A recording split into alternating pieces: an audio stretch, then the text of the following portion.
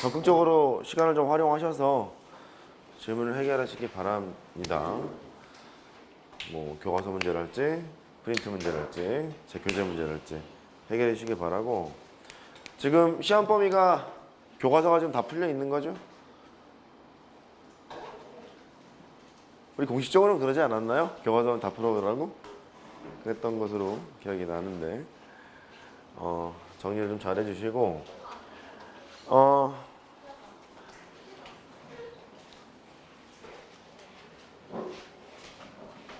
이제 직선 정리하죠.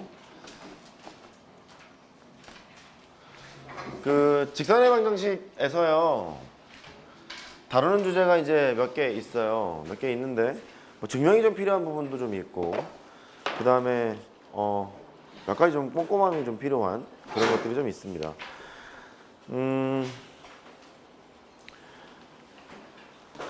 교과서 핵심 유형과 내신 심화 유형이 있는데, 내신 심화 유형 문제를 기반으로 해서 문제를 풀어보려고 합니다.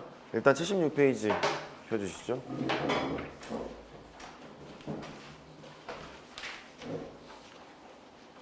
네.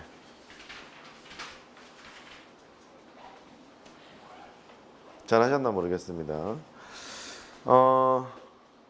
참 문제가 많아. 문제가 참 다양한데 289번 하나를 가지고 설명을 좀 더 해볼 생각입니다. 289번 보시죠.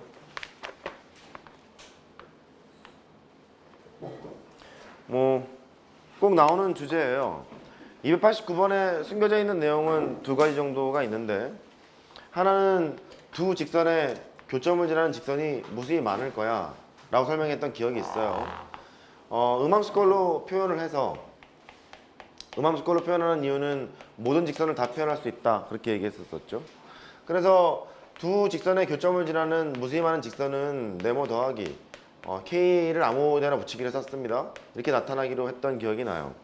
그리고 이 직선의 방식은 무엇은 표현하지 못한다고요? 세모는 0은 표현하지 못한다고 했던 기억이 납니다.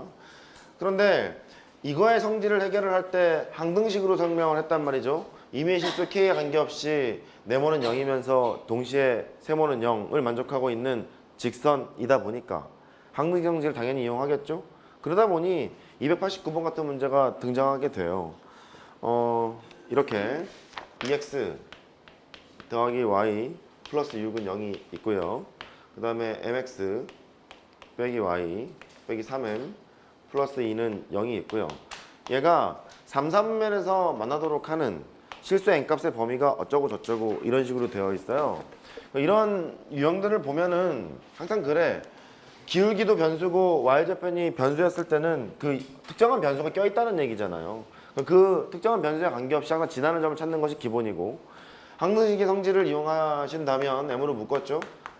x 빼기 3이 되고 빼기 y 플러스 2는 0 이렇게 될 거란 말이죠.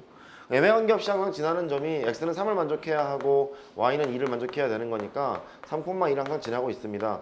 이런 거 판단하시면 되겠고, 그 다음에 이런 직선을 그리러 가요. 그리러 가면 뭐 음함수꼴을 양함수꼴을 바꾸시던지 아니면 절편 구해서 찍 그으시던지 뭐 맘대로 하시면 되는데, y절편은 마이너스 6인 것 같고요. x절편은 마이너스 3인 것 같아요. 이렇게 절편 하나 찍어놓고 이렇게 만들어 주시면 되겠죠. 괜찮아요? 또 절편이 이렇게 정해져 있을 때는 이런 식으로 표현도 가능하지. a분의 x, b분의 y는 1 이런 식으로도 표현이 가능하죠. x절편은 a이고 y절편은 b이고 확인해보면 그렇잖아요. x절편 a, y절편 b 이렇게 얘기할 수 있어요. 그럼 어쨌든지 간에 여기에 있는 이 노란색 직선이 3,2를 항상 지나고 있는 직선이라고 했으니까 3하고 2가 이렇게 있단 말이죠. 이때 조금 좀 조심하세요. 이게 3, 3면에서 만난다고 했으니까 이 점을 지나는 무수히 많은 직선들을 표현해요. 물론 무엇은 표현하지 못한다고? x는 3 같은 직선은 표현 못해요. 기울기가 무한대이기도 하고요. 표현을 못하는 상황인데, 그러면 어쨌든지 간에 얘는 이렇게 여기는 왔다리 갔다리 하면 되지 않겠느냐 이런 상황이고요. 그 다음에 이 직선의 방식을 보면 기울기가 m이에요. 이렇게 기울기가 m이다 보니까 m의 범위를 구하라는 소리는 기울기의 범위를 구하라는 소리예요. 기울기가 1번 직선이 있고 2번 직선이 있다고 하면 1번이 둘 다 이제 기울기는 양수잖아요. 1번 기울기가 더 높죠?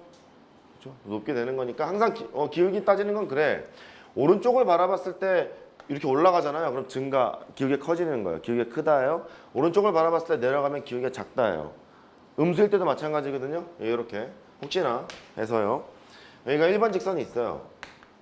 그 다음에 2번 직선이 있어요. 빨간색이 2번이에요. 1번이 기울기가 높니? 2번이 기울기가 높니? 2번이 높다니까요. 아이씨, 좀 혹시나 하면은요 역시나에 걸리지 마요 좀. 왜 자꾸 걸려요? 우리 마이너스 2 한번 해보죠. 빵을 칠게. 마이너스 2일 때 여기 2라고 빵을 쳐요. 마이너스 2였을 때 여기가 1이라고 빵을 쳐요. 노란색 직선의 기울기는 마이너스 1이죠. 빨간색 직선의 기울기는 마이너스 2분의 1이죠. 어느 게 커요? 많이 어려워요? 자, 아침밥을 안 드셨나 봐요, 그죠? 그렇군요. 그럴 수 있어요. 2번이 더 크죠? 2번이 더 크잖아요. 2번이 더 큽니다. 그러니까 기울기가 음수일 때도 바라보는 곳은 오른쪽을 바라보는 거예요. 오른쪽이 올라가 있으면 기울기가 크다. 오른쪽이 내려가 있으면 기울기가 작다라고. 양수일 때는 금방 하잖아. 니네가 했던 것처럼. 여기가 1번이고요. 여기가 2번이라는 거예요. 이렇게. 이제 금방 하잖아. 2번이 더 커야 할 수 있잖아요. 근데 음수일 때도 마찬가지예요. 오른쪽 쳐다보라고요. 올라가면 크다고요. 마이너스 2분이 더 크잖아요. 이해된 거죠? 그래. 인생 뭐 헷갈리고 사는 거니까요. 그래서 어쨌든 제가 이런 것 같다. 그럼 이 직선이 여기가 얼마였지? 마이너스 3,0이었나요? 여기를 지날 때가 기울기가 좀 작을 거, 제가 가장 작은 것 같고요. 0, 마이너스 6을 지날 때가 기울기가 가장 큰 거잖아요. 그러니까 M의 범위가 너보다는 크고 너보다는 작다 이렇게 설정하시면 되겠죠. 실제 집어넣어 보면 뭐 이래. 마이너스 3,0을 집어넣었어요. 이 식에다 집어넣을까요? 이 식에다 집어넣게 되면 마이너스 6M, 근데 0 집어넣게 되면 플러스 2잖아요. 0이 될 거고. M은 3분의 1 이렇게 되고요. 0, 마이너스 6을 집어넣어요. 그래서 0 집어넣었죠? 0 집어넣으면 마이너스 3M이 되고, 마이너스 6을 여기다 집어넣었어요. 그럼 8 되는 거잖아. 이렇게. 그래서 M은 3분의 8 이렇게 나옵니다. 그러니까 M의 범위가 3분의 1에서부터 3분의 8까지 이렇게 펼쳐지면 되는 거겠죠. 이해됐죠? 꼭 확인해야 될 건 뭐냐면 얘처럼 순박하게 M의 범위를 구하라고 했는데 그냥 M은 기울기라고 판단이 되면 참 다행인데 이게 막 부호가 바뀔 수도 있단 말이에요. 그러니까 일단 생각해야 되는 건 뭐냐면 M의 정체가 뭐지? 이게 Y절편을 의미하는 건가? 기울기를 의미하는 건가? 정도는 파악하고 시작하세요. 이해됐어요? 오케이. 그런 식으로 파악하시면 되겠고. 지웁니다. 좋아요.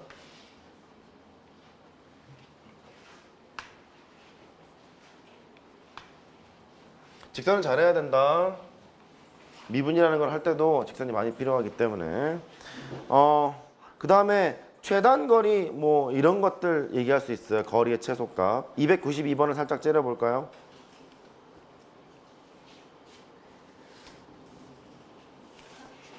갈 수 있겠어요?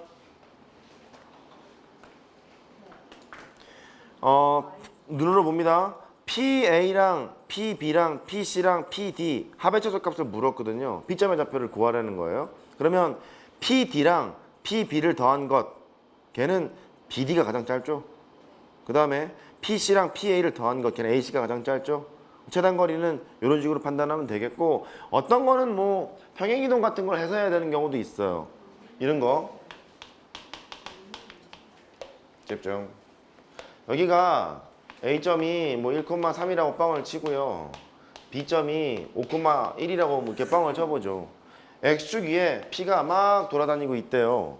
근데 AP 더하기 BP 거리의 합의 최소값을 구하라 이런 문제가 있고, 얘가 최소값을 가질 때 P점을 구하라 이런 문제가 있어요.